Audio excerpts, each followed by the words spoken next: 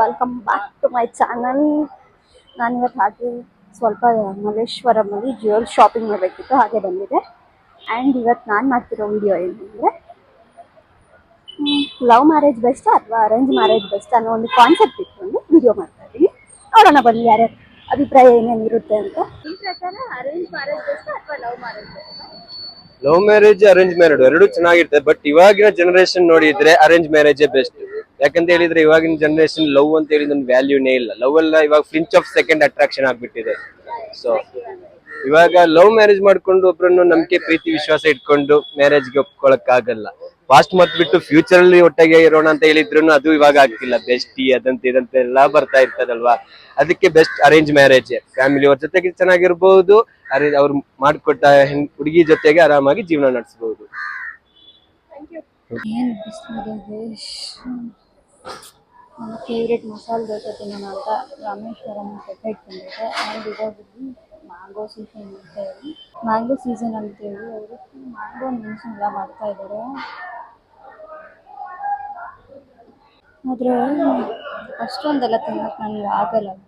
ನಾನು ಸ್ವಲ್ಪನೇ ತಿನ್ನೋದು, ತುಂಬ ಡಯಟಲ್ಲಿ. ಆ ರೀಸನ್ಗೋಸ್ಕರ ಸುಮ್ಮನೆ ನಾನು ತಿನ್ನೋಕ್ಕಾಗಲ್ಲ ಅಂತ ಜಸ್ಟ್ ಮಸಾಲೆ ದೋಸೆ ತಿನ್ನೋಣ ಅಂತೇಳಿ ಮಸಾಲೆ ದೋಸೆ ತಿಂದಿದ್ದೀನಿ.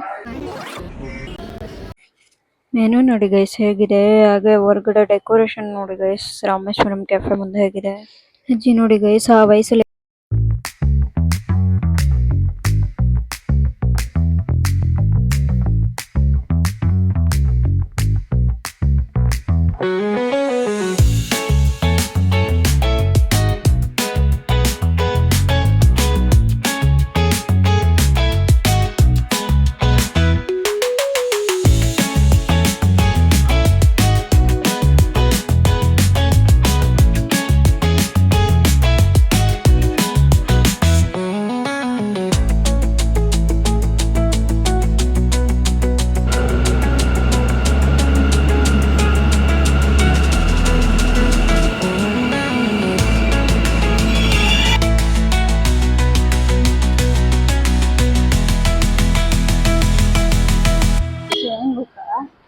ಯಾರಿಗೆ ಕೇಳಿದ್ರು ಇಲ್ಲಿ ಎಲ್ಲ ಹೇಳೋದಂದ್ರೆ ಪ್ರೆಸೆಂಟ್ ಜನ್ರೇಷನಲ್ಲಿ ಅರೇಂಜ್ ಮ್ಯಾರೇಜ್ ಬೆಸ್ಟು ಅಂತಾರೆ.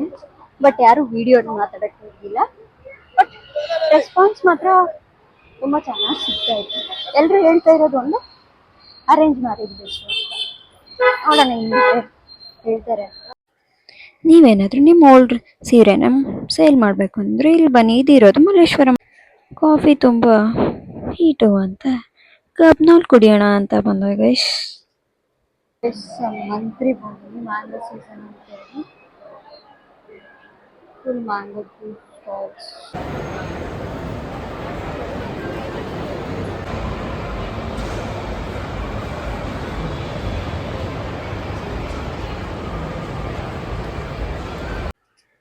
ಮುಂದಿನ ನಿಲ್ದಾಣ ಹಡಪ್ರಭು ಕೆಂಪೇಗೌಡ ಮೆಟ್ರೋ ಸ್ಟೇಷನ್. ಜೀವನ ಎಲ್ರಿಗೂ ಒಂದೇ ಥರ ಇರೋ ಗೈಸ್. ಅಲ್ಲಿ ತುಂಬ ಜನರ ಒಪಿನಿಯನ್ ಕೇಳಿದೆ ನಾನು, ಅರೇಂಜ್ ಮ್ಯಾರೇಜ್ ಬೆಟರಾ ಅಥವಾ ಲವ್ ಮ್ಯಾರೇಜ್ ಬೆಟರಾ ಅಂತ. ಕೆಲವರು ಮಾತ್ರ ಲವ್ ಮ್ಯಾರೇಜ್ ಅಂತ ಹೇಳಿದ್ರು, ಮಿಕ್ಕಿದವ್ರು ಎಲ್ಲರೂ ಹೇಳಿದ್ದು ಒಂದೇ ಒಪಿನಿಯನ್, ಅರೇಂಜ್ ಮ್ಯಾರೇಜ್ ಅಂತ. ಯಾಕಂದರೆ ಅವ್ರ ಮೈಂಡ್ಸೆಟ್ ಈಗ ಹೆಂಗಾಗಿದೆ ಅಂದರೆ, ಈ ಜನ್ರೇಷನಲ್ಲಿ ಏನು ನೋಡ್ತಾ ಇದ್ದೀರಲ್ಲ ನೀವು, ಡೇ ಬೈ ಡೇ ನೋಡ್ತಾ ಇದ್ದೀರ ಸೋಷಿಯಲ್ ಮೀಡಿಯಾದಲ್ಲಿ. Girl friend boy friend ಸಾಯಿಸೋದಂತೆ, boy friend girl friend ಸಾಯಿಸೋದಂತೆ. ಇವೆಲ್ಲ ನೋಡಿ ಜನ ಅನ್ಕೋತಿರೋದು ಒಂದೇ, ಅರೇಂಜ್ ಮ್ಯಾರೇಜ್ ಆದರೆ ಬೆಟರ್ ಇರುತ್ತೆ, ಫ್ಯಾಮಿಲಿ ಇಂದ ಎಲ್ಲ ಅಕ್ಸೆಪ್ಟ್ ಆಗಿರುತ್ತಲ್ಲ, ಸೊ ಅದು ಬೆಟರ್ ಇರುತ್ತೆ ಅಂತ ಅಂದ್ಕೊಂಡಿದ್ದಾರೆ. ಬಟ್ ನನ್ನ ಸಜೆಷನ್ ಏನಾದರೂ ನೀವು ಕೇಳಿದರೆ, ಮದುವೆ ಅನ್ನೋ ಕಾನ್ಸೆಪ್ಟೇ ಬೇಡ ಅನಿಸುತ್ತೆ. ಬಿಕಾಸ್ ಏನು ಆಗಿದೆ ಅಂದರೆ ಈಗಿನ ಜನ್ರೇಷನಲ್ಲಿ ಲವ್ ಮಾಡಿ ಮದುವೆ ಆಗೋಣ ಅಂದರೆ ಮದುವೆಗೆ ಮುಂಚೆ ಬಿಟ್ಟೋಗ್ತಾರೆ, ಅರೇಂಜ್ ಮ್ಯಾರೇಜ್ ಆಗೋಣ ಅಂದರೆ ಮದುವೆ ಆದಮೇಲೆ ಬಿಟ್ಟು ಹೋಗ್ತಾರೆ. ಸೊ ಸಿಂಗಲ್ ಆಗಿರೋದು ತುಂಬ ಬೆಟರ್ ಅಲ್ವಾ ಅಂತ ನನಗೆ ಅನಿಸಿದ್ದು. ಇದ್ರ ಬಗ್ಗೆ ನಿಮ್ಮ ಒಪಿನಿಯನ್ ಏನಿದೆ ಅದನ್ನು ನೀವು ಕಮೆಂಟ್ ಸೆಷನಲ್ಲಿ ತಿಳಿಸಿ. ಆ್ಯಕ್ಚುಲಿ ನಾನು ತುಂಬ ಜನರ ಹತ್ರ ಅವ್ರ ಒಪಿನಿಯನ್ದ ವಿಡಿಯೋ ಮಾಡೋಣ ಅಂತ ಕೇಳ್ತಾ ಇದ್ದೆ. ಬಟ್ ತುಂಬ ಜನ ಶೈ ಫೀಲ್ ಮಾಡ್ತಾರೆ ಕ್ಯಾಮ್ರಾ ಮುಂದೆ ಬರೋದಕ್ಕೆ. ಸೊ ಜಸ್ಟ್ ಅವ್ರ ಒಪಿನಿಯನ್ ತಿಳ್ಕೊಂಡಿದ್ದೆ ಅಷ್ಟೇ. ಸೊ ಯಾರೋ ಒಬ್ಬರು ಮಾತ್ರ ವಿಡಿಯೋಗೆ ಒಪ್ಕೊಂಡು ಅವರು ಕ್ಯಾಮ್ರಾ ಮುಂದೆ ಮಾತಾಡಿದ್ದು, ಆ ವಿಡಿಯೋನ ನಾನು ಹಾಕಿರ್ತೀನಿ. ಆ್ಯಂಡ್ ಇನ್ನೇನು ಅಂದರೆ ನಾವು ಈ ಬಿಸಿಲಿಗೆ ಆಚೆ ಹೋಗೋದು ಹೇಗಪ್ಪ ಅಂತ ಅನ್ಕೋತೀವಿ, ಬಟ್ ಜನ ಆ ಸ್ಟ್ರೀಟಲ್ಲಿ ಒಂದು ಮಾರ್ನಿಂಗಿಂದ ಸಂಜೆ ತನಕ ಆ ಬಿಸಿಲಲ್ಲಿ ಕುತ್ಕೊಂಡು ಹೇಗೆ ವ್ಯಾಪಾರ ಮಾಡ್ತಾರೆ guys, really they are great ಅನಿಸುತ್ತೆ ನನಗೆ ಅವ್ರನ್ನೆಲ್ಲ. ಮತ್ತೇನೂ ಇಲ್ಲ. ಹಾಗೆ ಒಂದು ಕಿವಿ ಮಾತು ನಮಗೆ ಕೆಲವ್ರು ಕೇಳಿದ್ರು, ಬ್ರೇಕಪ್ ಆದಮೇಲೆ ಬಿಟ್ಟೋದವರು ಮತ್ತೆ ವಾಪಸ್ ಬಂದರೆ ಅಕ್ಸೆಪ್ಟ್ ಮಾಡಬೇಕಾ ಅಂತ. ನಾನು ಹೇಳೋದು ಒಂದೇ, ಕಿತ್ತೋದ ಚಪ್ಪಲಿ ನೀವು ಬಿಸಾಕ್ತೀರ ತಾನೆ, ಹಾಗೆ ಇದು ಕೂಡ ಬಿಟ್ಟೋದ್ರ ಆಮೇಲೆ ಅಲ್ಲಿಗೆ ಮುಗೀತು ಅಂದ್ಕೊಂಡು ನಿಮ್ಮ ಲೈಫ್ನ ನೀವು ಮುಂದೆ ಹೋಗೋದನ್ನ ನೋಡ್ಕೊಳ್ಳಿ, ಮೂವ್ ಆನ್ ಆಗಿ. ಅವರೇ ಮೂವ್ ಆನ್ ಆಗಿ ಬೇರೆಯವ್ರ ಜೊತೆ ಇರ್ತಾರೆ ಅಂದಮೇಲೆ ನೀವು ಮೂವ್ ಆನ್ ಆಗೋದ್ರಲ್ಲಿ ತಪ್ಪೇನಿದೆ?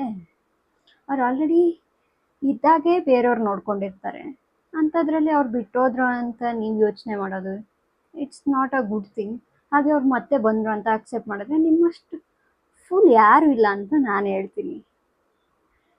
ಹಾಗೆ ಇನ್ನೇನು ಅಂದರೆ ಯಾರು ಇದ್ದರೂ ಇಲ್ಲದೇ ಇದ್ದರೂ ಜೀವನ ಮುಂದೆ ಸಾಗುತ್ತೆ, ಅದನ್ನು ನೀವು ತಿಳ್ಕೊಳ್ಳಿ. ಯಾಕಂದರೆ ಯಾರು ಬಿಟ್ಟೋದ್ರು, ಯಾರು ಏನೇ ಆದರೂ ನಿಮ್ಮ ಅಪ್ಪ ಅಮ್ಮ ಮಾತ್ರ ನಿಮ್ಮ ಜೊತೆಲಿ ಯಾವತ್ತೂ ಇದ್ದೇ ಇರ್ತಾರೆ. ಅವ್ರ ಜೊತೆ ನೀವು ನಿಮ್ಮ ಲೈಫ್ನ ಎಂಜಾಯ್ ಮಾಡಿ. ಯಾರಿಗೋಸ್ಕರನೋ ಅಳ್ತಾ ಕೂತ್ರೆ ಅದು ಜೀವನ ಆಗಲ್ಲ. ಸೊ ನಿಮ್ಮ ಪೇರೆಂಟ್ಸ್ ಇದ್ದಾರೆ, ನಿಮ್ಮ ಪೇರೆಂಟ್ಸ್ ನಿಮಗೆ ಸಪೋರ್ಟ್ ಮಾಡ್ತಾರೆ, ಅವ್ರ ಖುಷಿಗೋಸ್ಕರ ನೀವು ಚೆನ್ನಾಗಿರಿ. ಬೇರೆಯವ್ರಿಗೋಸ್ಕರ ನೀವು ಅಳ್ತಾ ಕೂತ್ರೆ ಅದರಲ್ಲಿ ಯಾವುದೇ ಥರದ ಅರ್ಥ ಇಲ್ಲ ಅಂತ ಹೇಳ್ತೀನಿ. ಹಾಗೆ ಮತ್ತೆ ಸಿಗುವ, ಟೇಕ್ ಕೇರ್ ಅಂತ ಹೇಳ್ತೀನಿ. ನನ್ನ ಚಾನಲ್ಗೆ ಲೈಕ್ ಮಾಡಿ, ಶೇರ್ ಮಾಡಿ ಹಾಗೂ ಸಬ್ಸ್ಕ್ರೈಬ್ ಮಾಡಿ.